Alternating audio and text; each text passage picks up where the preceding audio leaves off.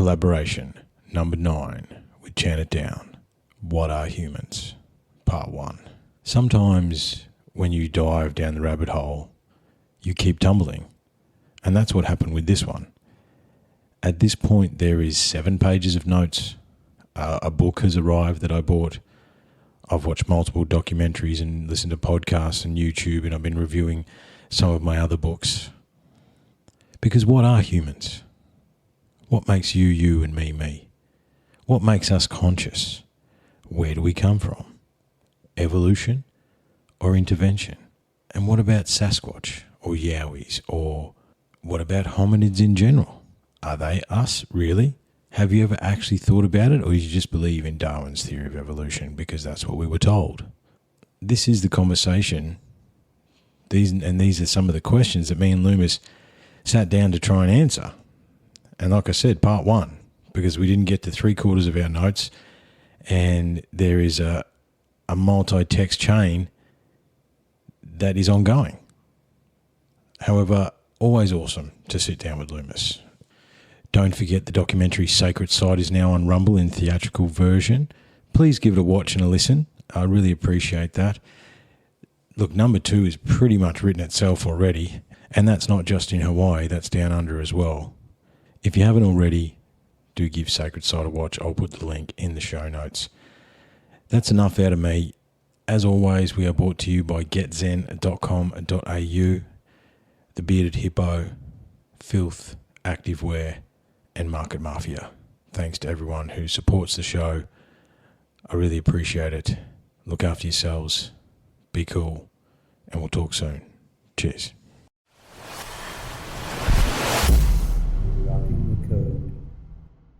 Welcome, everybody. We are back. We are back. We are live on YouTube. Yes, we are tonight, aren't we? Yeah, this is kind of just we didn't plan on going live, so if anyone we're on just there, utilizing utilizing the tools available, mate. I think is what we're doing. It wasn't the plan, so but definitely say good day. So we haven't discussed what we're calling this one, mate. What are we calling? I mean, there's a few pins, right? So we realize that we've got about 450,000 pins. So we're trying to knock over a few pins tonight. But it was your video that you sent through with Lloyd Pye. So I mean, what are we going to call this one, or we'll figure it out later? Yeah, well, I had a makeshift name of human origins, but that's pretty. Yeah, human origins. Yeah, it's pretty basic. But I wanted to say before we get started, and this is just to my audience, but then I think it's good for your audience too. Is I've changed on my website, chantitdownradio.com. I've changed our Swapcast to being called Chant It Down UTC Collaborations. And so what I did is I made a page on my series of show page. I made a slot, and I put all of our collaborations in order. Really? Wow. Yeah. So people can find them, because I've been labeling them for years as Swapcast. But I kind of don't really want to do that anymore, because I feel like a Swapcast is something you do like once. We've done a lot of stuff together. So I'm just calling it Chant It Down UTC Collaborations. And so I recommend anybody who wants to, go back and listen to a lot of the other shows we've done, which are good. I really recommend them. Yes. They can see them in the order in which we did them. So it's kind of cool. So yeah, that would be cool. That I might have to go and have a look. Yeah, you have a look too. Yeah, because it kind of forgets. Number 8 or 9 or whatever we're up to now. Yeah, I think it's number 9. If we count the on the road one, I put the on the road one. On the road step. Well, that honestly, man, that on the road one is one of my favorite podcasts I've done in the last little while. Just because I know what we were doing, and it was like, that was a very cool day. I had a lot of fun that day, and yeah, it was very raw. Like when the fun tickets become available, I'm going to get a pair of those mics. You know what I mean? And because you can attach that to that little camera as well, eh? Like that's what they attach to that. Yeah. And there's better ones to buy than what I had. I got a cheap pair, but I think these DJI ones are probably the better ones to get. But we'll get there. Yeah. The fun tickets stuff to come. That's right. They're not always passing out fun tickets, so we gotta. No, that's right, mate. But you no, know, look, a lot of the things we talked about on the road thing are actually going to come up in this show. Now that I think about it, yes, yes, so they it's will kind of actually. We that was did the brush raw upon some version, stuff. and now Yeah. we're giving a more refined version right here because we're Mm, not on the mm. fly. We're not so impromptu. Yeah, so we're basing tonight's show on Lloyd Pye's video. Everything you know is wrong. Correct. As well, I fell down a number of different rabbit holes with this one, and so I had to pull myself back out a little bit because it's like, which way do you go? I did. Unfortunately, Lloyd's not with us anymore. He died in 2013, age 67, so a little bit early. However, Answer. it would have been cool. Yeah, yeah. So may he rest in peace. He had some very very fascinating ideas. Definitely. I wanted to start because obviously he starts talking about the hominids and about we talk about origins. It's like we're talking about human origins. Where do we actually come from? How did we get here? How did that happen? And as Lloyd said, everything we know is wrong. Right. Well, not to us. However, it was interesting. What I find fascinating about watching these documentaries that go back into the 90s or the very early 2000s is that because we're along the rabbit hole and this is sort of stuff we keep an eye on, it's fascinating to go, okay, this is what it was like in 99. You know what I mean? It's like they had X amount of stuff that they were doing in 99. But like I made a heap of notes. It's like, oh, well, we actually know more about that now. You know what I mean? We know more about mitochondrial DNA. We know more about all that sort of stuff True. than when he spoke about it. But yeah, I realize if we're going to start talking about hominids, I think that's what you say, number 9 swapcast. Have we discussed Yowies or the abominable snowman or Bigfoot, or we haven't discussed that menu yet? No, I don't feel like we have, not at all. Like Mm. maybe just grazed on it, but we didn't go there. What are your thoughts on that, mate? I mean, obviously we're going to have a discussion about. Let me just say something first for the audience. I thought I would think of this, just give a disclaimer, not even a disclaimer, but this information we're given today, this is a no-go zone for anyone attached to a belief system. I mean, because people attached to Darwin's religion are going to be offended, even though he's a 33rd degree Freemason, which that's something to think about. And the Abraham religions are going to be offended. So we're going kind of like in the third road, and we're not excluding God or the Most High. God is part of this picture too, if you like, but we're looking at a larger timeline than the Bible, and people may want to suspend their belief systems. And we're looking at the real roots of all of the ancient texts. So both Darwin and the Bible, I think, are built off mediocre explanations. And that's honestly, when taken apart, they don't explain our anomalies. So I would say about 95% of the world or higher won't go where we're going to go. So I just... they probably won't. But I mean, as we come across again, right? Yeah. Everything is built on beds of sand, mate. If you actually, there's this separation that I think we're both aware of that does happen, but doesn't actually truly exist, where, just because you're you and I'm me doesn't mean we can't read these academic papers with some understanding and make our own decisions about them, right? This is a beautiful thing about the modern world. We can look this stuff up. We can read it. I've read Darwin. And it's like, he really barely left Madagascar, right? He did. And as you say, Mason, take your pick, right? And if you dig into that story, that won out over a number of theories, and it won out because he was a gentleman who was well known to the aristocrats.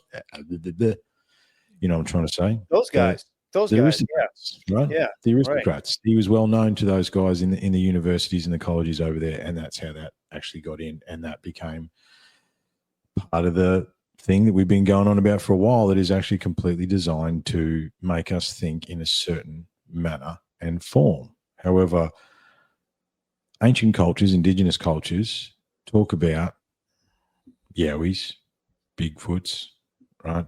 Yeah.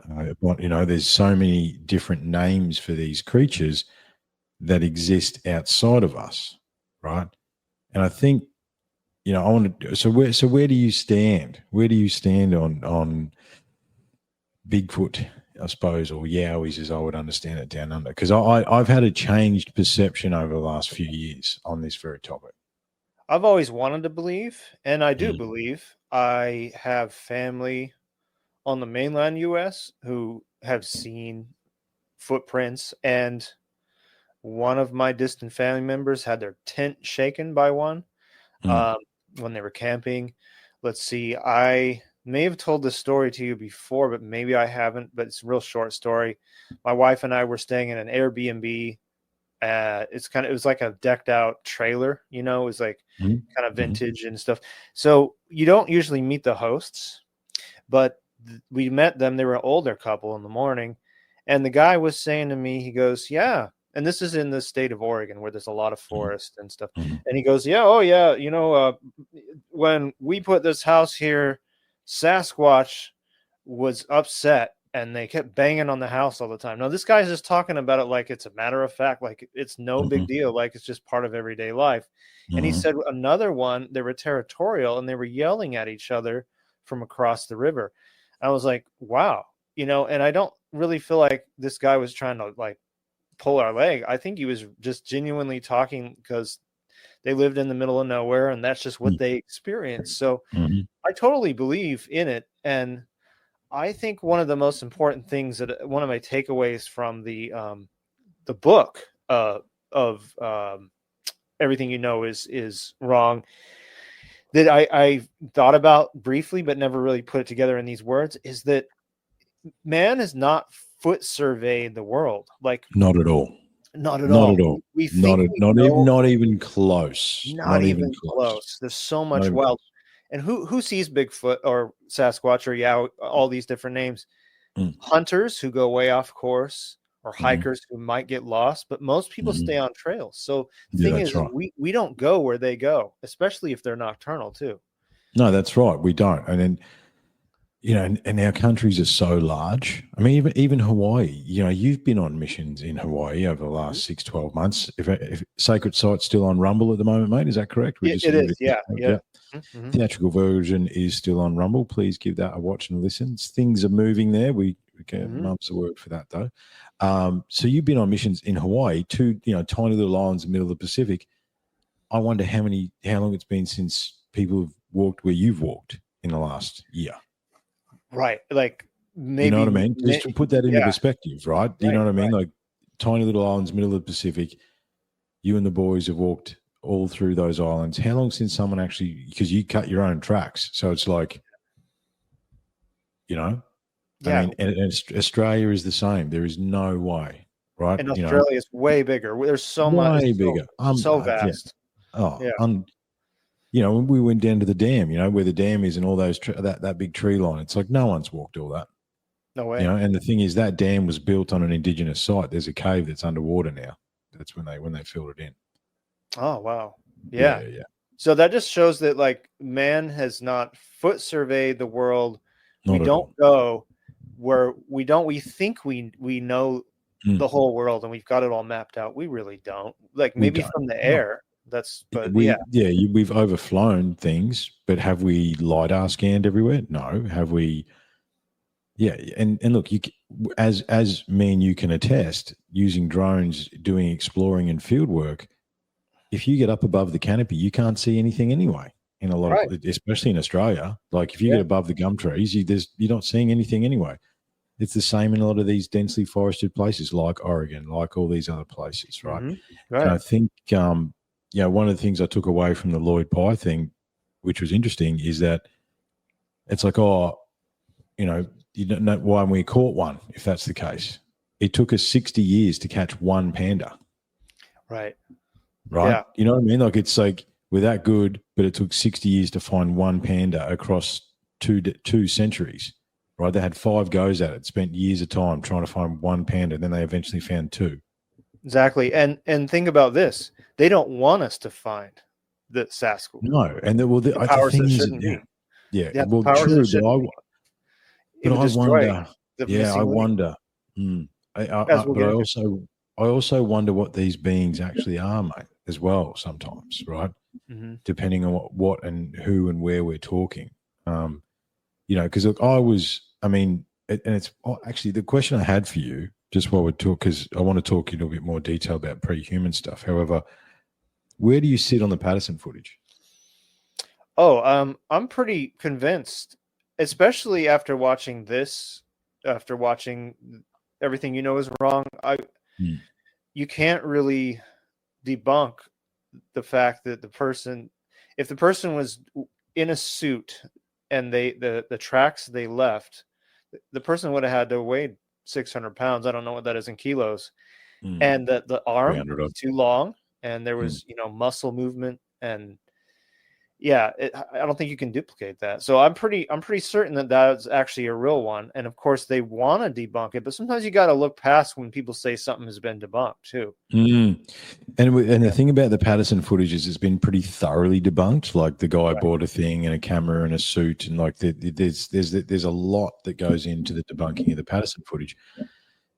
However, one of the fellow coders, he's in. He believes it, and it's like, well, he's a very critical. You know what I mean? It's like there's a guy there I trust the opinion of. It's like, but I find it's fascinating like that because it's been so thoroughly debunked over so many years. It shows that I'm still susceptible because I automatically go, you know what I mean? Whereas, so is that your opinion of it, maybe, that you don't know, or you're still kind of on the fence? Or there's some interesting stuff, right? So it's like I always want to believe, right? I have whimsy, I have hope. I am just, I'm just a big kid who wants to believe that everything is real. So, but as I've done this show and as things have progressed, I need evidence, right? And with the Yowie thing, the Bigfoot thing, I sort of took it all with a grain of salt, right? I didn't really, that'd be really cool. And then I had, I think it's called, in the back catalogs, I think it's called a primal experience, I think is what we called it. And it's two of the boys. So, Daniel and Brian came in and shared their Yowie experiences. And they'd been out in the Lamington National Park and they had some really trippy experiences. And I was watching those boys tell their story and I saw the fear in their eyes. I saw them. I knew that they believed what they said. You know what I mean? Like I could feel it in the room. The tension was palpable in the room when they were talking about what happened to them and the experiences they'd had. And I was like, that really shifted my perception because these are two guys that I respect. And it's like, this is what happened. Right. And I'm just telling you what happened. And then after that, I thought, well, I wonder what people's perceptions on Yowies are just in general. And me being me, I think I posted on Facebook, I've mastered saying weird stuff. So I can wind weird questions into conversations, you know what I mean? So I just ask general people, right? What do you think about Yowies or anything else like that? And if you ask people one-on-one, I believe, right? But one of the most interesting things that was told to me was by an old ranger, right? He used to move the cattle across the multitudes of thousands of kilometers, right? So basically they drove 5,000, 10,000 cattle from North Queensland into South Queensland to be sold, like just massive herds of cattle. Okay. And they're on horses for like 4 weeks, all through the middle of nowhere, like, the actual middle of nowhere, like 1,000 miles from anywhere in any direction. And they used to come down and like it was a straight shot, right? But this straight shot involved going through this bit of bushland, this forest, right? Mm-hmm. And the cattle, the horses, and everybody would go around it. And I'm like, why? He goes, oh, the Yowies live there. I go, what do you mean? He goes, yeah, no one goes in there. Huh. And this is like a dried in the wool Aussie cowboy hat that's worn, cigarette, like cowboy, Aussie cowboy. He's not messing around with bullshit. No, he's not messing around with, no, exactly right. He would not say something that is not, and he goes, no, no one would ever go in there and no animal would ever go in there because that's their territory. That's where they live. The Yowies live there. Huh. And he's like, yeah, we saw him on the tree line. And, he'd say like, oh yeah, we used to see him on the tree line every now and again. And, they'd spook the horses. But he goes, oh, you just make a big enough fire and they leave you alone. And the thing is, time is money, right? Straight through the bush one day. They would go 5 days around this bushland and that was the path. You just go around. So the animals knew something. That animals, our instincts are way better than us humans. And absolutely. And that actually goes right into what we're talking about too in a little while. Yeah. The animals see things we don't see. So look, I actually went to, because we call Mr. Mengel, he's Daniel that I do the Cost of Awareness series with. He's the Yowie Whisperer. And I went to go out one weekend to go and have see what I could see. And it didn't work out. Actually, the gates were locked, right? Because, we can't talk about the fight clubs tonight. We're not doing that. However, they're locking the gates of all the national parks down here as well. But yeah, that's neither here nor there. Is that recent? Just yeah, over the last few years, yeah. Well, because for your safety, Loomis. It's for your safety, man.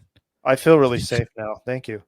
But so I haven't had a personal Yowie experience. However, I'm willing to believe, and then hearing you say you buy the Patterson footage, hearing a couple of boys say they buy it, and Lloyd Pye buys it, I'm like, okay. It's quite fascinating stuff. All right. Well, that being said, let's jump into what is a pre-human, mate. How many millions of years ago are we willing to safely say, or that science says? I've got a few aberrations apart from that, but what does science says? Like 2.5 million or something like that, isn't it? What are we saying? Yeah, something like that. And okay, so it starts 3.5 million footprints is what I've got here. Right? Okay. And Laetoli tracks, solidified ash, volcano ash. Right. 3.5 million. I know that out in the Mediterranean, and this was only recent, last year, maybe year before, they found footprints they reckon were 5 million years old that were hominid, 5-toed footprints. So hominids, right? Yeah. And I think this is the key here. Hominids is what we're talking about, right? We're not talking about humans yet. We're talking about hominids. We're talking about upward walking hominid creatures. And it's like, I think, something that probably needs to be said too is that obviously each turn of the spade can change history, right? However, fossils are an amazing, amazing, amazing thing. They don't just happen. There's special conditions. Yeah. Like the fact that we find any fossils, or the fact that we find anything like that, is a miracle in itself, right? It's like, if you talk about the Laetoli tracks, so people ran through ash or walked through ash. Ash then came over the top again, which sealed them, and then it rained, and then it dried, and then it all got washed away one day, and someone happened to be walking through the bush that day, along the river that day, when the water was down, and saw these footprints. You know what I mean? Like the timing that needs to take place for these things to even be contemplated to be found is fascinating. It's and just we don't know. Everything is wrong, right? You know what I mean? Yeah. Well, we're told that 2 million years ago there was a switch from Australopithecus, which is the former pre-human, or what Australopithecus, to Homo. Overnight change, like an overnight change.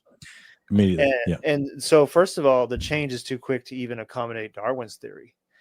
No, it can't. It happened. Yeah, it happens immediately. And my question is always been, why isn't there transitional species in nature still? Like where are the where's the macro evolution?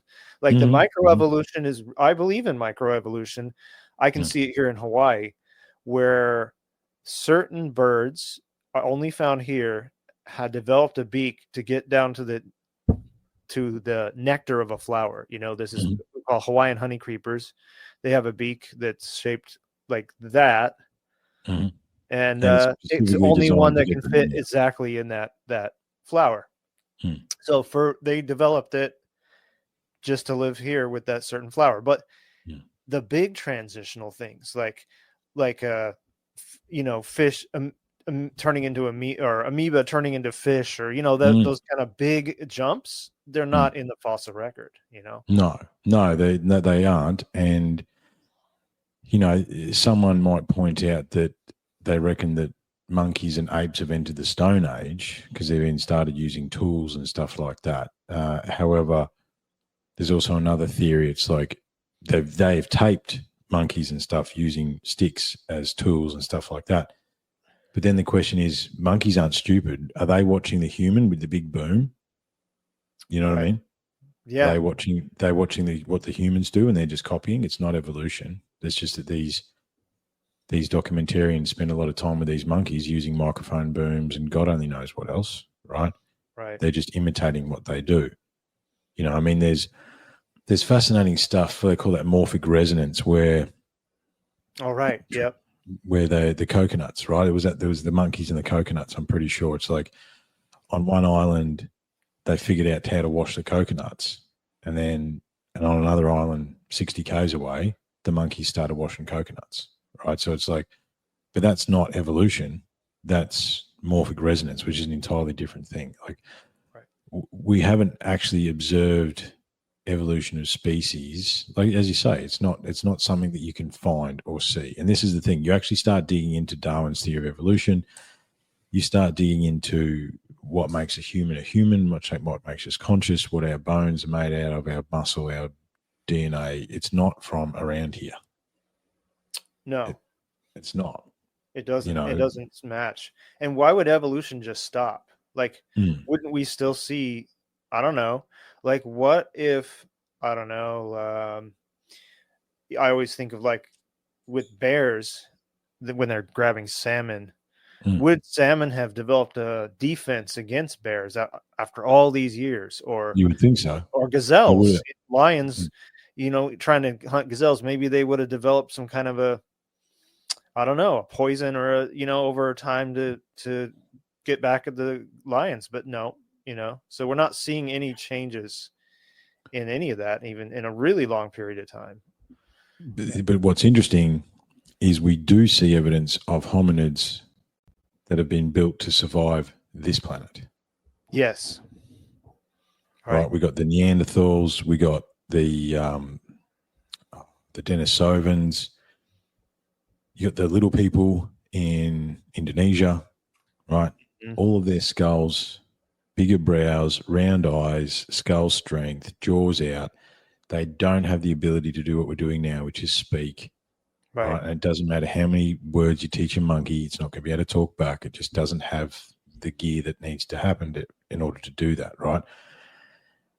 Yeah. And the arms are the thing too, right? Because that's, that's another one, that's another one, right? It's like, so our arms are equidistant, right? Human arms are wholly different. What you look at a monkey's arm, look at a gorilla's arm, look at a chimpanzee, they're long. Why are they long? Because they swing through the trees. They are adapted to their environment, and humans are not, right? Yep. If we had actually truly evolved on this planet, we'd be able to swim better. Oh yeah, with an Earth with 2/3 water, we would be able to swim underwater and probably have gills or something. That's right. We'd be able to swim better. We'd be able to deal with the sun better. We'd be able to see better, right? I mean, and this is the thing: as much as the human is an amazing biological machine, it's not a perfect design, right? And I think we need to understand that the Neanderthals and the pre-humans, the Australopithecus, and some of these skulls that they've found, and some of these they've found pretty much a full skeleton as well. Their arms are longer, their bones are thicker, their brows are thicker. Talking about a lion, that could have taken on a lion, right? You can headbutt a lion with a skull that's half an inch thick, whereas we don't have that. Our bones, right?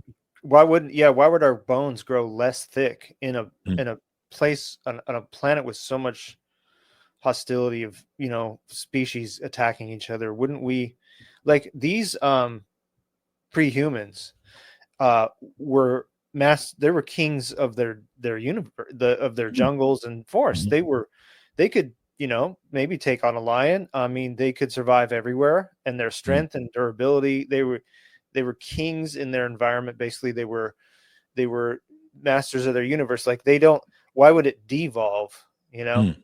What for? Like, they still, like, monkeys are still, I mean, maybe they can't always take on a lion, but like 100 of them can. Yeah. Right. You know what I mean? They work in packs. And they work in packs. They work together. They communicate. It's been proven that most ape species communicate through clicks and whistles and grunts and stuff like that. Yep. They give warning, right? You know, they're in tune. There's a, and as you say, overnight, Homo sapien sapien exists, Yeah. which it just doesn't make sense. You know, and the thing is, so Homo sapien or the Homo series is, it just turns up. Now we obviously mated with Neanderthals. We either outfought them or outbred them. I'm not too sure which one. However, or maybe a bit of both, right? But is the Neanderthal? I wonder whether the Neanderthal is the natural evolution of the hominid on this planet. I thought about that listening to this documentary.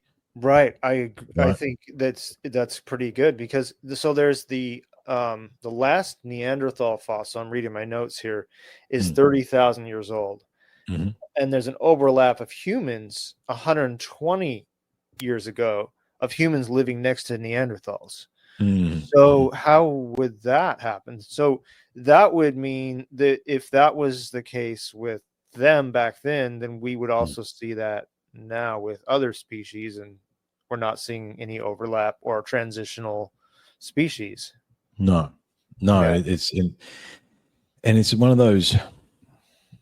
I mean, it's a question of timelines too, right? Because I mean, if you follow the Indigenous Australian stuff, which I've got some things I could show you. Actually, hang on. Before I've got a share screen that I want to get rid of. Now, this is. I can share screen, can I? Yep. Can you? Or do I Yep. need to? Yeah. Yeah, That's I'm good, man. good. So I went looking for Lloyd Pye's book, right? So I just need to put this in. So I'll share my search list for that day, right? So Thermomix hot chocolate, good hot chocolates, right? I need to fix the mower, had to go to Woolworths, and here we go, right? CCs in how many CCs are in the Paracas skulls? We're going to come back to that, right? That's for this research, right? So you can see in the middle there is where I'm researching some of the stuff. Bunnings, it's hardware, Soul Cauldron, Book Merchant, Rare Books. This is me trying to find Everything You Know Is Wrong by Lloyd Pye, right? Uh-huh. And between Soul Cauldron and Bunnings Ipswich, there should be 4 or 5 searches. Everything You Know Is Wrong, Lloyd Pye this, Lloyd Pye that. And there's not. Oh, wow. And I just wanted to share that with you because I went, hang on a minute. Yeah, so between the Soul Cauldron and Bunnings Ipswich, there should be 4 or 5 searches about that have Lloyd Pye in it. And there's not. And same phone, same screen, all the rest of it. Yeah. Oh, okay. Yeah, so, I'm good, man. I know this is a little this is a little off subject, but it's I was going to share this on a future live stream we're going to do, but I'll share it here too, and it doesn't matter. I did a couple of interviews lately, and we're talking about pyramids. People are like telling me about new sites, and I go to comment, and I've written good comments, and they got erased. Really? Yeah. And the person that was telling me about a site that I want to know about, they got completely deleted from the entire comments. And I'm like, this stuff seems pretty benign to me compared to like us talking about something. But AIs are working for them now. You know what I mean? Like, I think it's not a human, it's a bot that's doing that stuff. They're picking up keywords. I guess so, but it just doesn't seem like we're talking about like stuff that people normally get censored for, I know, so it's weird. It's very strange. Weird. It's very strange because I wanted the book anyway. I just thought I wanted to get rid of that share screen. Yeah, because it's like, and it just lends more evidence that they don't want us to try and look at this stuff. You know what I mean? They don't want us to even get in and look at it. It's fascinating. Well, you just said a little bit ago that when you take a look at this kind of stuff, like a lot of the stuff we looked at with the megalithic sites, it's all built on a bed of sand. They expect most people to just accept it because it's been told in schools. You do what we say. This is official. The best culmination of all the world's knowledge is in universities. How would you dare question? So I'm thinking that most people won't, so they rely on that. But then there's a few of us that will, and that really look at this, and you go, well, wait a minute, this is built on a bed of sand. Yeah, it's not. There's not much to it, right? No. You're extrapolating stuff where it doesn't exist. And the entirety of evidence, the fossil evidence and the fossil record of pre-human or pre-hominid, pre-human, pre-homo is what we'll say. Yeah. It's millions of years old, right? There's been upward walking hominids on this planet for a very long time. Their bone structure is very different to ours, right? If you got head butted by a Neanderthal, you are going to die because their skull and their brow and everything is 3 or 4 or 5 times as thick. I can't remember the exact numbers. Right. However, you're going to be in trouble, right? That's going to be an issue. And they're not us. They're not even close to us, right? Obviously, there's a shared DNA because if I'm pretty sure I know a few blokes that have got Neanderthal in them. Me too. Yeah. But we all, not all of us, but some of us have a percentage of Neanderthal in us because of the commingling of 2 separate species did happen, as you said, between 120 and 30,000 years ago. The caves of the Denisovans, don't forget that in the Denisovans cave, and again, let's not think about maybe Denisovans and Neanderthals as advanced apes. I don't think they were, right? They do believe that the Neanderthals could communicate. Now they've got better skulls. They do believe, well, they followed burial, right? They actually buried their dead. They've found enough graves of Neanderthals and Denisovans they honored and buried their dead. So there's an understanding of life and death and the cycle of time. And don't forget, in the Denisovan caves, they found beads. I think it was onyx beads with holes drilled straight through them. No one likes to talk about that. Little out-of-place artifact that they found in the cave of the Denisovans. Interesting. Now, you can't drill straight through. Drilling through onyx is very difficult, right? Yeah. And it's a pinhole drill as well. And they had a necklace or like a bracelet that had beads that had holes drilled straight through it. And these beads, from memory, like 1.5 centimeters, maybe not even an inch, you know what I mean? 1/2 inch maybe. Yeah. So not big. However, again, I think because we've been given a picture, Neanderthal was a caveman in a loincloth with a big bat, you know what I mean? Like, that's maybe not what they were. Yeah, weren't their brains larger than ours? I think their brains were, yeah. Yeah, they had a 1,500 cc brain capacity where the average human is 1,400 cc. Yeah. And the Paracas skulls, just because we had that up, I was talking about the Paracas skulls. Yeah. And just for those that are watching us on the video here, one person. One person. No, thank you, mate. Whoever you are. Yeah. That is the Paracas skulls. This is part of a documentary we could talk about.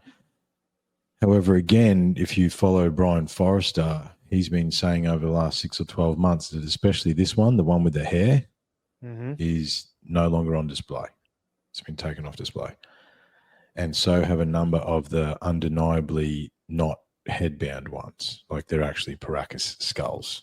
And if you Google how many cc's the Paracas skulls were, it is AI debunking it for you.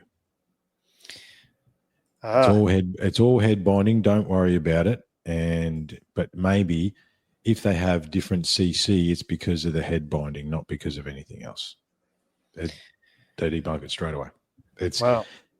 And the AI does that for you now. Yeah. That little AI overview. So if you start digging, the Paracas were bigger again, 1,600 cc, 1,600, right? Bigger than human.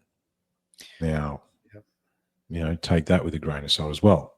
It's like, what are we actually talking about here if you truly start looking at the evidence of what is actually going on? I mean, how many species, right? Well, so I had Forrester on my show about 3 years ago, maybe it was. And one thing that he mentioned is that they carbon dated the skulls, and they didn't go back as far as you would think. The ones they carbon dated were around 2,000 years ago. So that's like Jesus time. Mm. They were walking amongst us. Mm. For how long, I don't know. But like there's also the DNA they found was most closely related to the Caspian Sea. So was it the Black Sea? It's the Black Sea. The Black Sea. So that part of the world, and they all had red hair and stuff. But that's another rabbit hole. But like just to know. Well, I just realised I had the note here, right? So the note on that slide was DNA testing was done on some of the remains and skulls in 2015. Yep. It was found the mitochondrial DNA from the mother presented mutations, suggesting we are dealing with a completely new human-like being, very distant from Homo sapiens, Neanderthals, or Denisovans. So that would have been the note that I made out of all my research when I put that together. Cool. And it's separate again, right? So we're dealing with another hominid on this planet. Mm-hmm. So how many A have existed on this planet, or B, are we still sharing the planet with, is an interesting question. Right. You can throw giants in there too, and all the Yes. giant bones that were hidden by the Smithsonian, purposely covered up. Here in Hawaii, we have the Ali'i, which were the royals. In the ancient day, they hid their bones from the commoners. They didn't want the commoners to get their bones. I find that very interesting. So I think there's been a cover up in our more recent day that it goes into this, because I think we were sharing the planet openly with different types of beings here not that long ago, like maybe 2,000 to 3,000 years ago. Again, I think timelines. Look, the reality is, yet again, mate, we don't know. However, if you start collating the evidence, putting the jigsaw pieces of the code together and trying to look at it, it's like, what is actual history? What is our real, true history? We have the history of a couple of different civilizations that existed because we found it. But even then, I made a bit of a note later, those cylinder seals, there's thousands and thousands of those cylinder seals, let alone the tablets from Sumeria, which there's also thousands of. Yeah. Like no one has walked this planet, no one has read all those seals.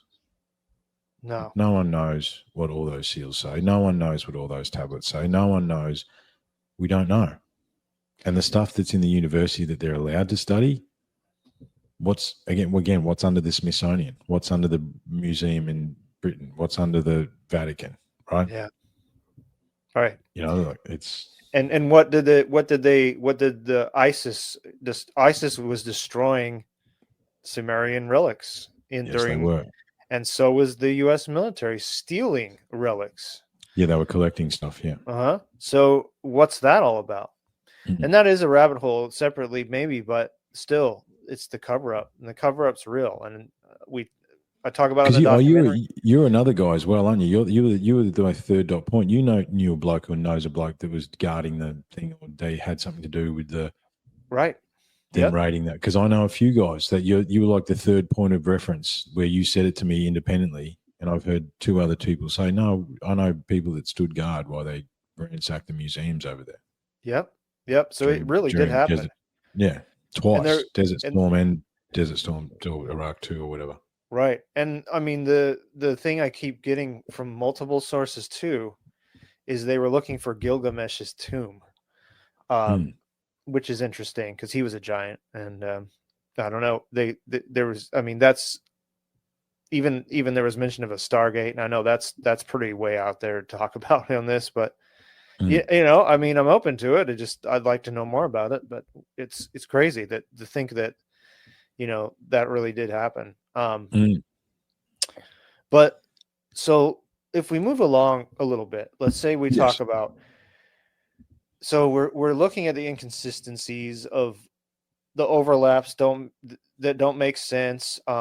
Pre-humans, the way they're described, are exactly like Bigfoot, Yowie, Sasquatch.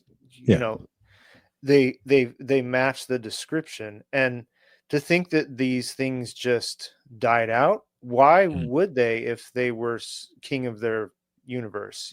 Why would they, if they were able to survive and adapt so well and live in these places? Like, what would make them go extinct? The reason we don't see them is, like we talked about, is that they live where we don't, and they are most likely nocturnal as well. And I think a good spot's a good spot, and humans are pretty nasty. Yeah.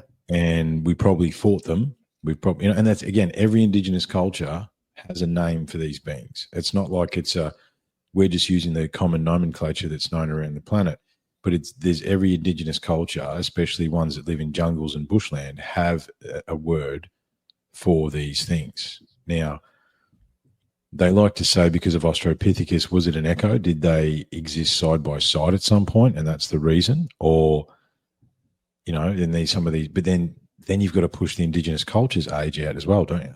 Right? We got to start messing with the timeline. The timeline seems to be either stretching or contracting. You know what I mean? In a number of different places. It's like, well, hang on a minute. Where is it actually? Where are we in the timeline? What are we actually talking about with the timeline? Right. Did they coexist? And that's why we have record of it. But if we fought them and they can exist in a dense forest or jungle, then they would just leave us alone. If they have, well, there's that. I didn't actually, one of the rabbit holes I didn't get down, but I did take some notes on, was apparently that they adopted one in Russia, in Ukraine. Yeah. Xana. Right. Xana was her name. And she was alive in the tribe from 1850 to 1890. Yeah. Now, I want to come back to that. I wanted to do more research on that, but apparently she'd fetch wood, she'd fetch water. She lived with them for 40 years, and she had bore 4 children. Yeah. And apparently those children were existing up until the 1960s. Like, what? One of the locals, nasty, must have been drunk, had a really, I don't know, lonely, whatever. He decided to, mate with her, and somehow in the story anyway, they had offspring, so they're compatible with humans, apparently. Yeah. And I think they're based off it, right? And this is the thing. I mean, not transition, transformation. So if you go, let's forget about timelines right now. But if you go the indigenous story down here, the story is the story, mate. The 7 sisters of the Pleiades got chased across the stars by the 3 brothers of Orion, 2 here.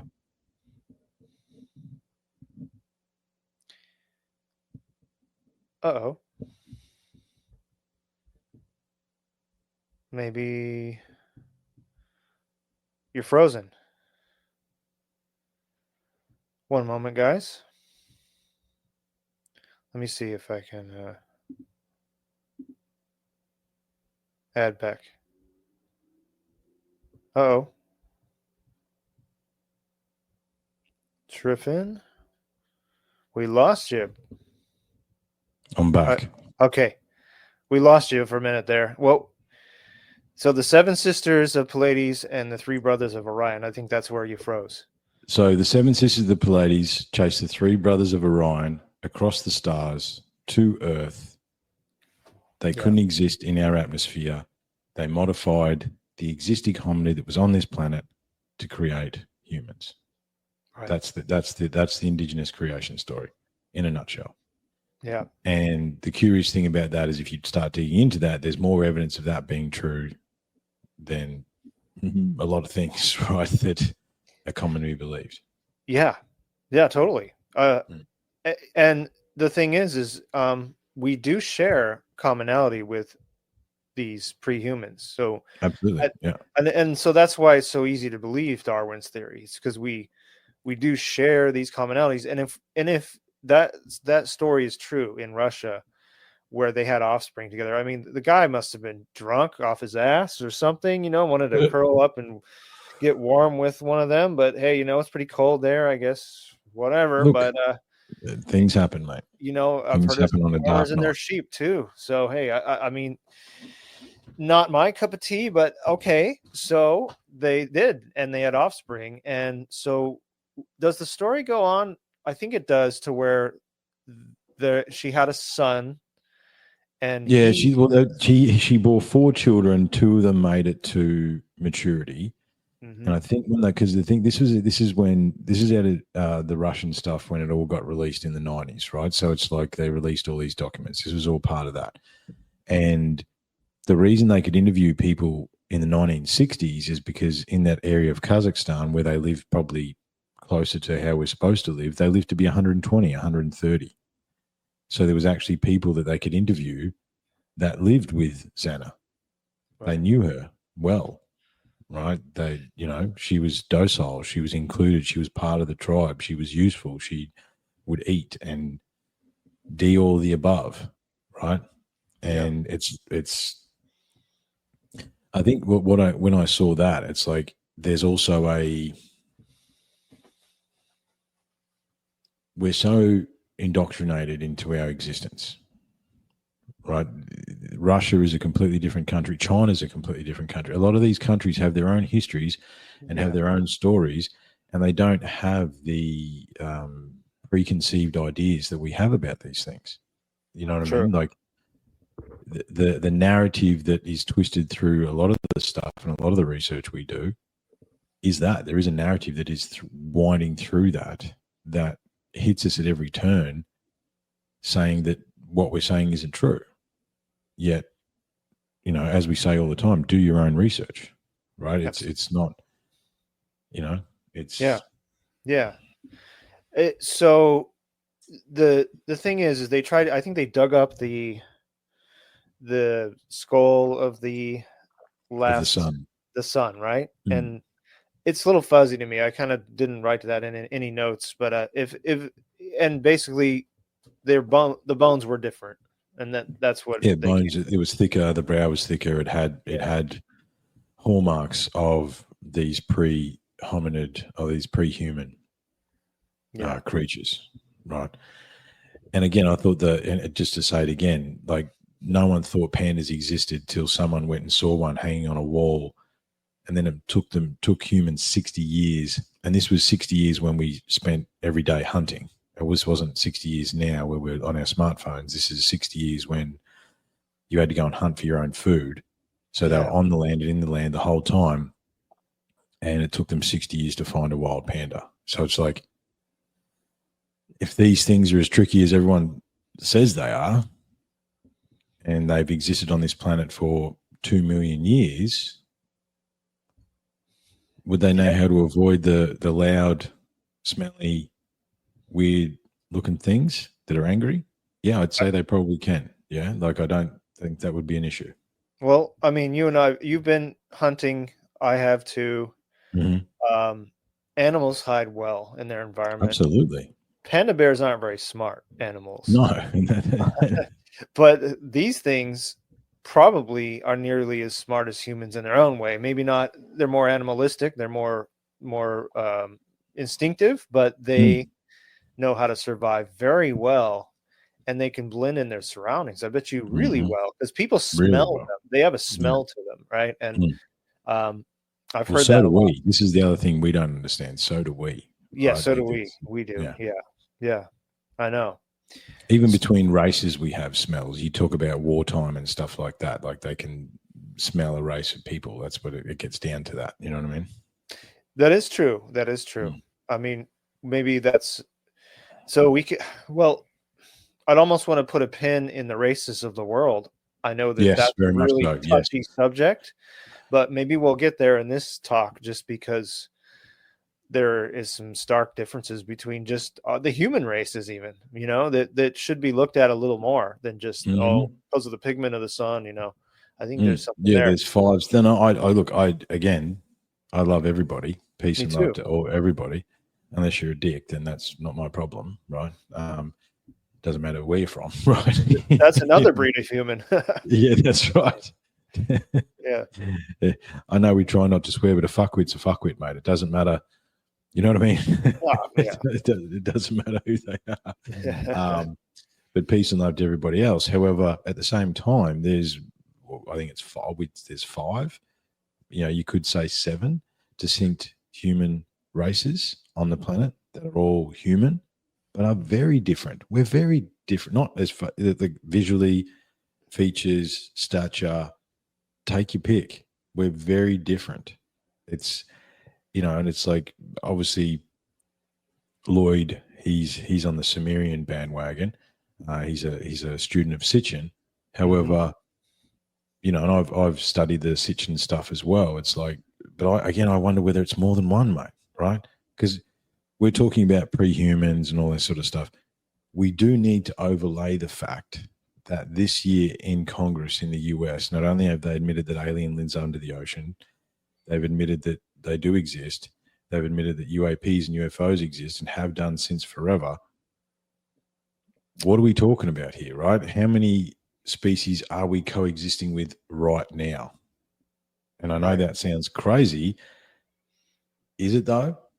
Well, it's weird how people aren't caught up on the fact that those hearings even happened. It's like people didn't care or something, and okay, there's a lot of people in this conspiracy research movement, whatever the hell you want to call it, that just say, oh, it's all psyops, all bullshit. But yeah, like, okay, I'm willing what to. if 1% is true? Right. I'm willing to look at the possibility though. And, maybe it isn't because it's not exactly that big of news. Like you would think, they could be doing a soft drip disclosure behind the scenes, and then eventually they'll do a Project Bluebeam kind of thing. I don't know, but just the fact that they are trying to tell us slowly, and I think but they're not talking about our human origins, and I think that's something that I think we've always been with these beings. These beings have always been here, and so the Sitchin thing, I just recently read the Fifth Planet or the 12th Planet, and 12th Planet, yeah. Not the whole thing. It's huge, but I Yeah, read it's massive. It's a lot of work, yeah.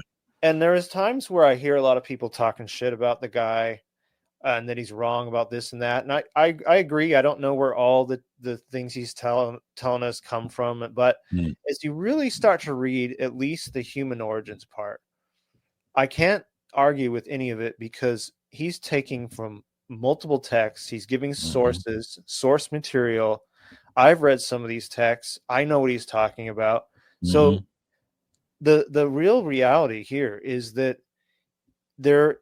we don't genetically exist before a certain time on this planet, and suddenly we came out. They said 250,000 the mitochondrial. Is that correct? 250, right, I think. Yeah, 250. Yeah, the mitochondrial DNA, which for some of you that don't know would be from the mother's egg. Now, going all the way back to what they call mitochondrial Eve, which was a study done in the late 80s, and they were, it's just continued to be confirmed since then as well. Like every time they do the study, it's the same.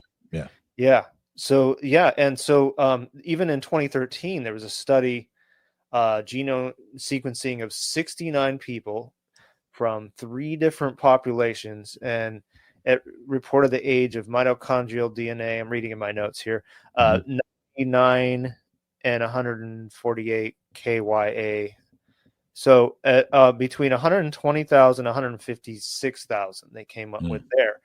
But so they went around the world and basically try to get, and nothing goes back to as far as they want it to solidify Darwin's theory. So this is where there's a big problem. And the second chromosome is the dead giveaway. It separates us from animals. And the second chromosome, it basically just came out of left field.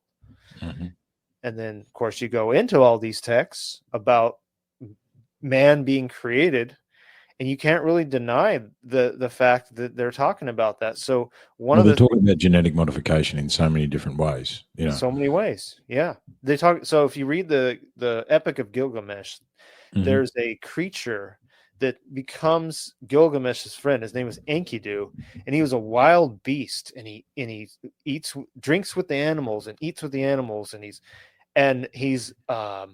what is he? He's lured in by a female who's basically like naked and being erotic, and she lures him in, and as soon as he has sex with her, he's changed. Now, I don't know if that's symbolic of the fact that they might have changed this creature that was like king of the jungle. Also, this creature was like no one would mess with it. There was a farmer that was scared of it. I don't know if you've read the Epic of Not in Gilgamesh. a while. No, I have Yeah, not in a while though. yeah, yeah. Because but I think isn't it from a genetic standpoint? It's got to be the other way around. The male's got to mate. So a male would have had to have mated with the hominid species female in That's order to give true. That's birth to the true. Yeah, hybrid. yeah, Yeah. that is true. But maybe it's symbolic. I don't know, but it's just I Well, I found mean, that there's all this weird stuff as well, right? So I mean, we talk about. I mean, so here we are talking. They're genetically modifying humans 250,000 years ago. If you believe the origin story of Indigenous Australia, we're actually pushing that out to 780,000, right? So it's like, but did it happen more than once? Is another question as well. mm-hmm. Why is it? As you and me know, everyone wants us to choose a side. We say we don't want to choose a side. We just want to look at the evidence and what if it's D or the above, as we've said a few times, right? Or C, something else, both, but not the same. Yeah. Because there is differences. And what if they were modified? One version of us was modified 250,000 years ago. And I thought about some of the things that we know now when Lloyd was talking about genetic modification. We now can see that some of our, like the fact that we only live to be 120 max is actually a gene that's been turned off in us. Right. Right. And that they can see that now. Right after the flood, Mm. everybody didn't live as long. Mm-hmm. And but that's also the story as well. Once upon a time, we lived longer than we do now, and now we don't. So, did these genetic modifications happen more than once? You know what I mean? Did we get downgraded? Because the downgraded theory is also very fascinating. Well, it even talks about that, doesn't it? It talks about humans couldn't reproduce, and then it sounds like they went through a lot of different variation experiments, and there were like beasts they made, and like you wonder, if some of these centaurs and some of these mythical creatures actually were based on even the Sphinx. You might even go, well, what the hell was that? I mean, I know the face has been modified, but still, what the hell was that? So could these have been real life things that were gene splicing accidents, or just like, oh, well, shit, that thing doesn't work very well. Okay, next time we'll know better, And this is a period of a lot of trial and error, and these beings apparently live forever. If you look at the Sumerian kings list, they live really long lives. So if that's to be taken seriously, yeah. So were they doing all kinds of different modifications of humans, and continuing to go, okay, well, this doesn't work. Oh, we don't like this. They're living too long. We got to fix that. And if you look, they're learning too much. They're living too long. Yeah. We could talk about access to magic is an interesting question as well. Understanding elements, understanding these different things and how the energy of the actual universe and the earth works, that seem to be echoes of these civilizations. Like there's so many different things. Right. I mean, and the intertwined snakes that you see in the Sumerian stuff, which today still is a universal symbol for medical assistance. We didn't know that our DNA strand looked like intertwining snakes until the 60s or something like that. I'm pretty sure it is. And that's in every ancient culture, these winding snakes. Right. You saw the picture they took of a new something. It was like a neutron, and it looks like a yin yang symbol. Yeah. Right. Yeah, so that's right. You know what I mean? Like, are these echoes? Are these scientific echoes put into stone? That it's like, here's the puzzle. Figure it out. We once upon a time we got to this level of advancement. Once upon a time we understood this. If you read this and understand this, you will be able to figure it out. If you get to a certain point. And what I realized about even in the last 8 years, one of the things I realized is that the advancements that we see now and the deeper level of understanding, like, in that since I've been doing the show, the population in South America, potential population was 2 million. Now it's over 100 million because of LIDAR. Right? We're talking, all these different scans that we're seeing of the different pyramids, and look, that's for another day. However, that technology has something, and it's allowing us to see something we haven't seen before, right? So it's only when our technology advances for us so far to be able to see the thing, to be able to understand the thing, to know that it's written in stone, that's existed since time before time. Yeah. And it's fascinating. It's fascinating. And these are the kings, these are the queens, you know. And I think, you know, it's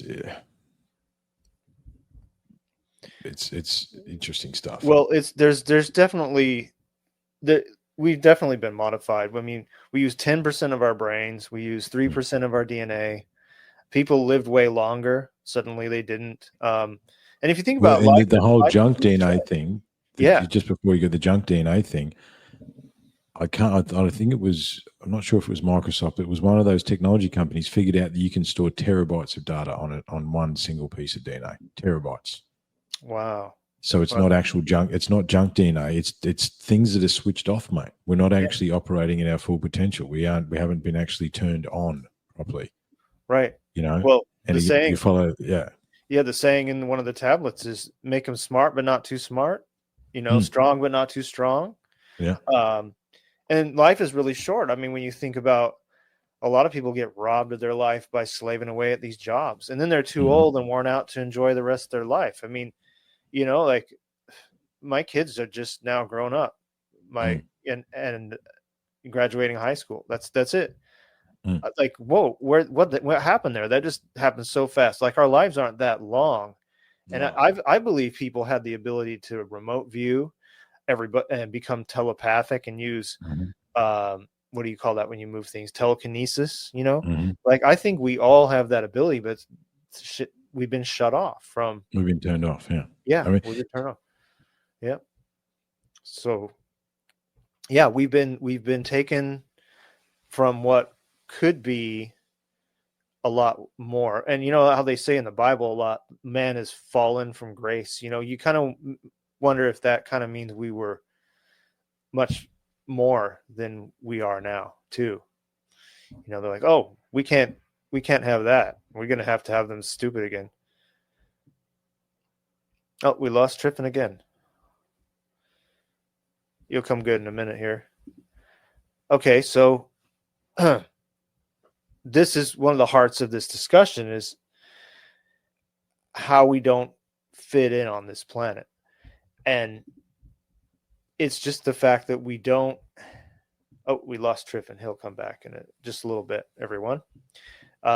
So we've been turned off. There's been some definite intervention going on here between what we were and what we are now, and they continue to mess with us. Really, if you look at how uh, we're continuing to become. Am I on here? Let's see. I got a comment. Hi guys. Okay, yeah, we're continuing to be dumbed down. So they obviously don't want us to be too much more than we are. And let's see. Louise and Gandalf Green. Hi, guys. Hi, Louise. Welcome to the show. I guess I lost you too. I'm all alone. Well, okay. We'll hopefully get Triffin back here in a minute, guys. Don't know what happened. Sometimes you just got to be patient with this stuff. Weird. Very weird. What is going on here? Are we getting kicked off or is it just some technical things? I'm still live, so I guess everything's good on my end. Really strange though, guys. Hold on one moment. Let me see if I can bring up Triffin again. Triffin? Hello? yes, mate. Ah, I'm all alone. Sorry. Yeah. Yeah, I'm here. Oh, and now we got okay. I'm back. It's almost like you got taken off, and so did Louise here in the comments. Hi guys, she says. Hi Louise. Yeah, If that's g'day, you. Louise. Yeah. Thanks for Yeah, listening on such a late night. Anyway, yeah, it just dropped out, man. Just dropped out weird. straight away. Like that's the second. It is weird. That's the second time it's just cut me off. Well, and then it That's cut not off giving any all warning. the viewers. Not that there was very many, but there was Louise here and Mm. somebody else. So that cut out too. So it was like, what? So I don't know what happened there. Anyway, that'll Talking be about edited taboo out of the. subjects, mate. Yeah, Yeah, no, the audio won't hear that. But it's, yeah, yeah. man. Where was I? What was I? I was in the middle of saying something We were again. talking. Let's see, what were we talking about there? Well, I kind of just went off on a little rant for a minute there just to fill in the dead air. But basically, we were talking about how we were all switched off, like Mm, you know, mm, and mm. the fact that they continue to kind of want us to be switched off. I mean, what they dumb down us with the food and everything that we Yeah, the food, the medicine, yeah the fluoride, just yes, yeah yeah, the D all the above. It's it. Look, I mean, one of the that's what I was saying. When we talk about variations in human and potential variations in what's going on, so the Anunnaki created their brand of human as slaves to mine gold, right? yeah We've talked about this. I don't know whether it was on the mic or not, but it's like I'm not someone who lusts after gold. I right. don't. We did talk about this on another show. Yeah. Hmm. Yeah, I don't care about it. I honestly, I don't like wearing it. I don't need it around me. Uh, but I know people because I worked in gold mining that are obsessed with it. Right? They Right. just it's their entire being is that they love working in the gold mines. They do their whole life. They're after gold. They want gold. You know, and we've all met that bloke as well with the big gold chain and the big gold earring and the big gold, the gold ring and the gold watch and all that. I wonder when we talk about variations, it's whether or not that is the actual variations. And the thing is, I don't know whether it's mindset or separation or something, is uh, people that don't like gold seem to have a different mindset.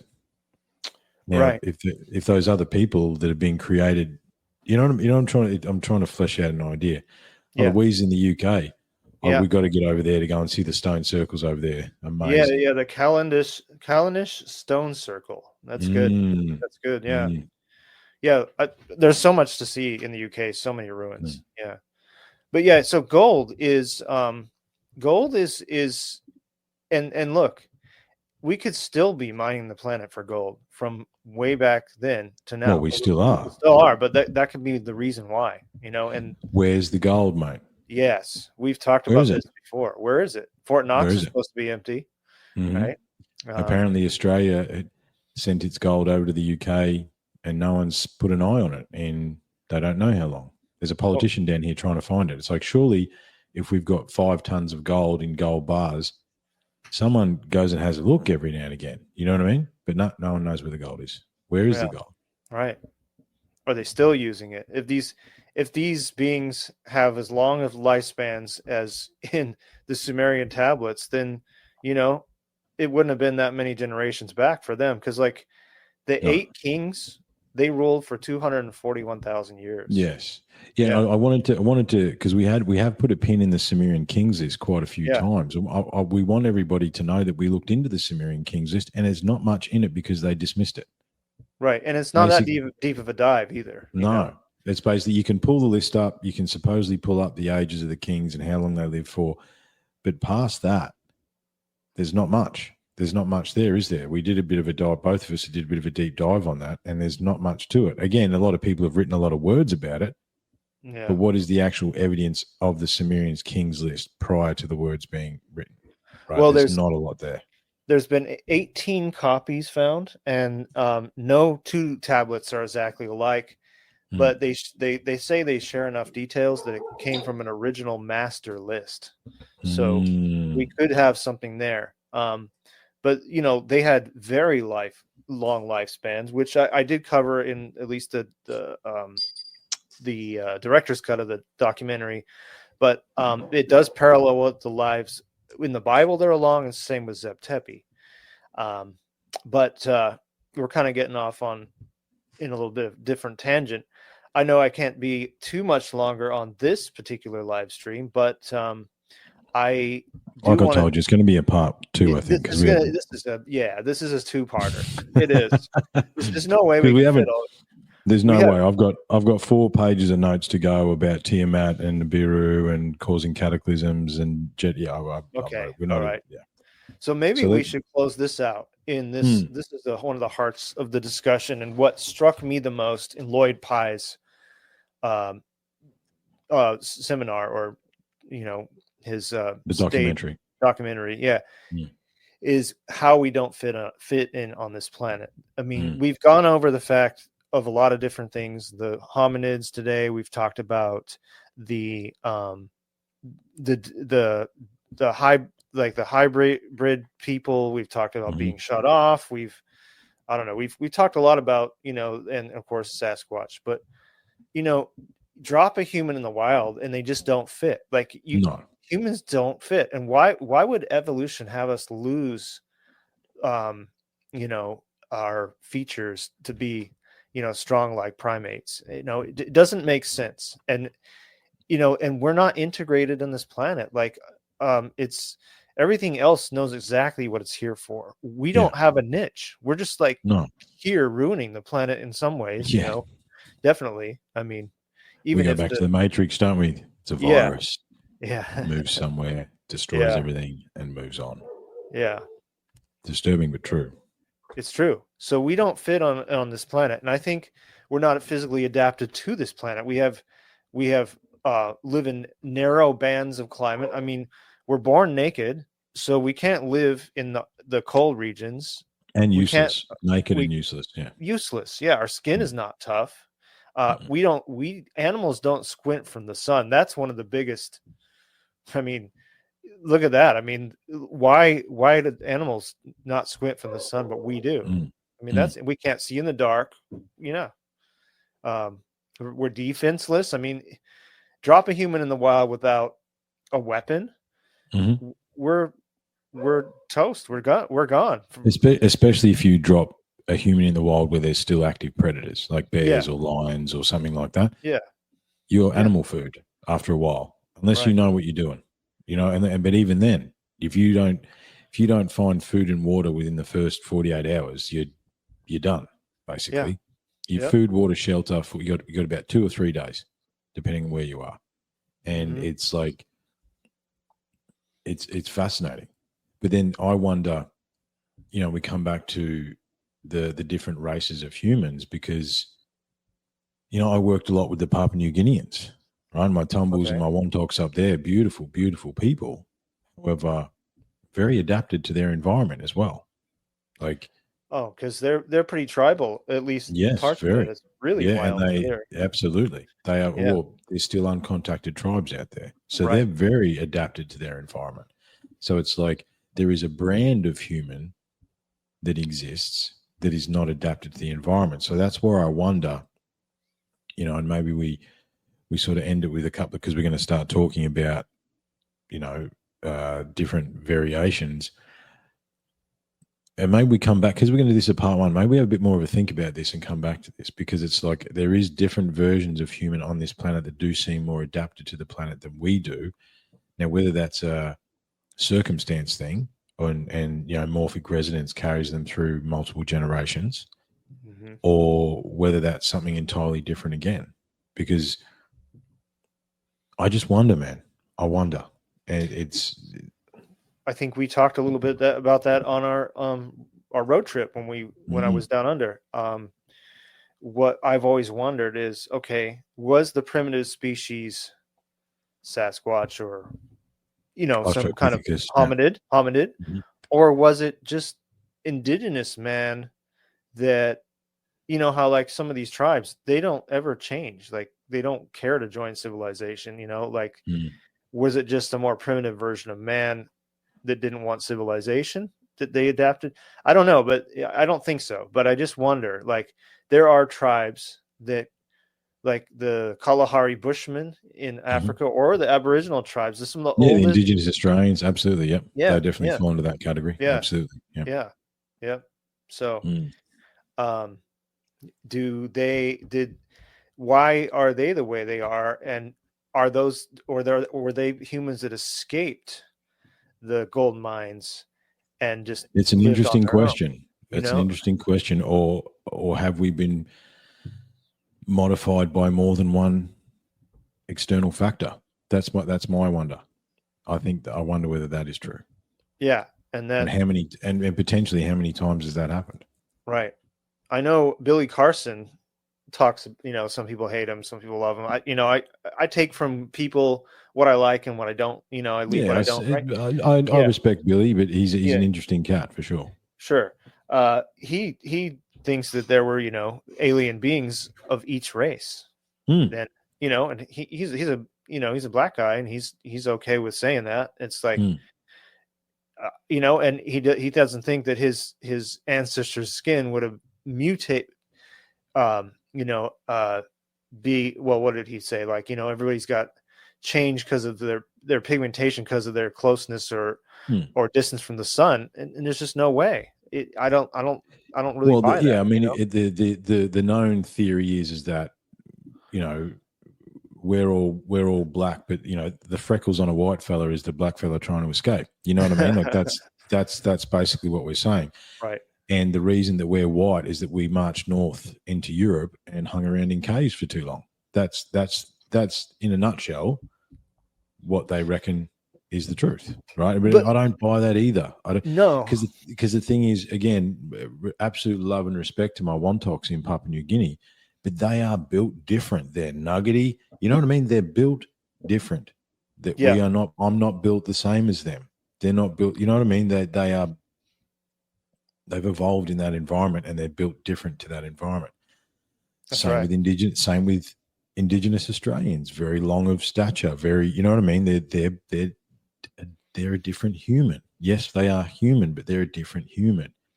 Well, And there's nothing yesterday, wrong with saying that. You know what I mean? Like as I say, peace and love, team human all the way, and we're all oh, human. absolutely, and we should be You getting know, over race by now in absolutely. 2025. It's ridiculous to the fact that we have to even begin to try and make those sort of disclaimers. I find distasteful Me too. because Yeah, we're all brothers and sisters on the same big blue ball hurtling through space, and that's the only thing. And the only way we're going to figure it out is together.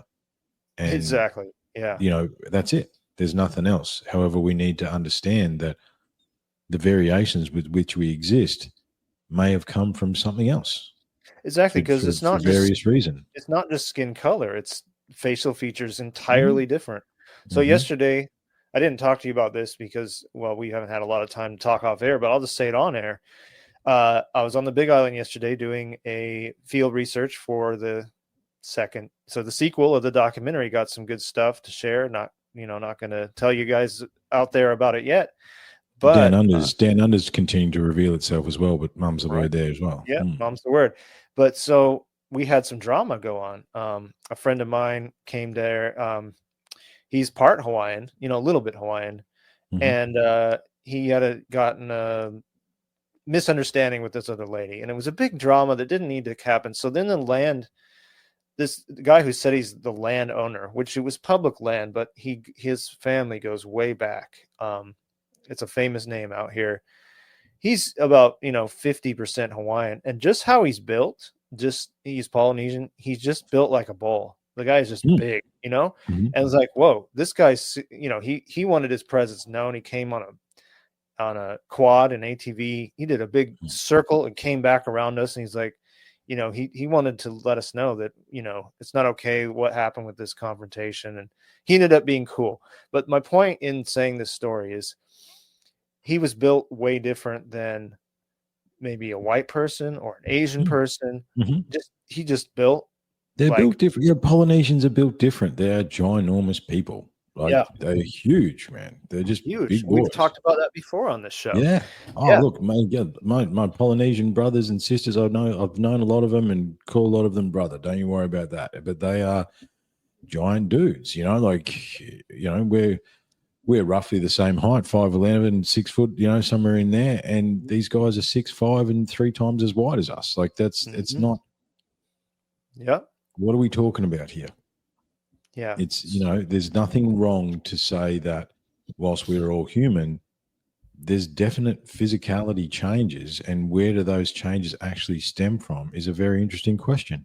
Right. And Yeah, take a Chinese man mm, and take a Tutsi tribe from Africa man mhm. and set them side by side, totally yeah, different. yeah, No, without knowledge, if you said, "Are they the same being?" yeah, Someone would say no, not of because of course. any negative thing, but just they do not look the same. Right, There's nothing. What are the true origins of our story? I suppose is the question that we're asking. right. We're asking some of the most important questions really in the world, and we shouldn't have to walk on eggshells because No. we're asking the questions who we are, where we came from, and why we're here. You know? And I think we probably underestimate our listeners as well, mate. I don't think Yeah, they know. They they know. know. They They know. understand. We don't mean any offense to anybody because No, not at all. we have peace and love to everybody. Like I said, we're all brothers and sisters on the same big blue ball hurtling through space. But I think, look, maybe we leave it there, mate. I know you've got to get. It's late where you are, and Yeah, let's explore that idea a little bit more for part two. I think definitely. And yeah, I think let's just leave it off at just the fact that we do not fit on this planet. No. We're not adapted to this planet. We our skin burns from the sun. We can't see in the dark. I mean, there's so much anomalies. The human genome has like 4,000 some defects. Like Mhm. if we were made in God's image, then why are we so messed up? Like why do our backs go bad? Why do we get diabetes? Why do we get our eyesight go bad? And there's Mm. just tons of questions that look and we just don't and then the fact that we came out of nowhere, the fact that Mm. civilization came out of nowhere, and I think we'll just really flesh this out some more on part two. Mm. Yeah, Always good, mate. Always yeah, good. Thank you very much. Thanks, Louise. Thanks to everyone who yeah, stopped thanks in and Luis. said g'day. Appreciate Yeah, that. It was a bit of a random live stream, so yeah, keep an eye out for the episode in the near future. And yeah, look, I would like to flesh out some of these ideas and think about it. I'd like to listen back to this and then flesh out a little bit for part two. So let's do that, man. we're And gonna do that. Yep, mm, lots more coming from you and I, and mm, lots more coming in the sacred site department. mm, Louise, I think the only person listening. Hopefully you've seen Sacred Site, and if not, go to on Rumble. You can see at least the theatrical version, and yeah, things are going good. We're doing some mm. good stuff. We're on some good. We're moving quietly, Yeah, however, not silently. no, no. Well, brother, thanks for again No, thank you. collaborating. I really enjoy it. It is a collaboration as well. I Yeah, like that. The yeah. the the UTC Chant It Down collaboration. You know what? Actually, what I'm going to do, I'll talk to you off more. I'm going to get a. I'm going to get a. I'm going to get a logo made up for us to join Ah, the two cool. things together. Yeah, Yeah. we could put that on the website. Mm, Yeah, so yeah, this would be the ninth one, I believe. I'll look again on the website, but yeah. Well, thanks everybody for tuning in. Thank you. Thanks, guys. Really appreciate it. Oh, thanks, Louise. Yes, I have. It's really good. I'm glad you've Mm. seen Sacred Side. Thank you. Yeah. Thank Thank you. you, Louise. That's excellent. That Yeah, was a labor of love for both of us from, yeah, the countless hours behind the scenes. So thank you very much. yeah, yep. And that's a docu series. It's going to continue. So, Mm. I got a cat bothering me right now. Uh, curious on what I'm doing. Okay, well, anyway, thanks everyone for tuning in, and this is just part one, and we're just Mm. getting our bearing straight on this. This is a huge topic. So It's a huge topic. Look, the thing is, yeah, if it needs to go to a part three, we can do that. I think we listen back to this one, gather ourselves, do part two. I think that's a good plan. yep. All right. Well, we'll end this stream and catch you later. Until next time. Thanks, Until guys. next time. Thank you.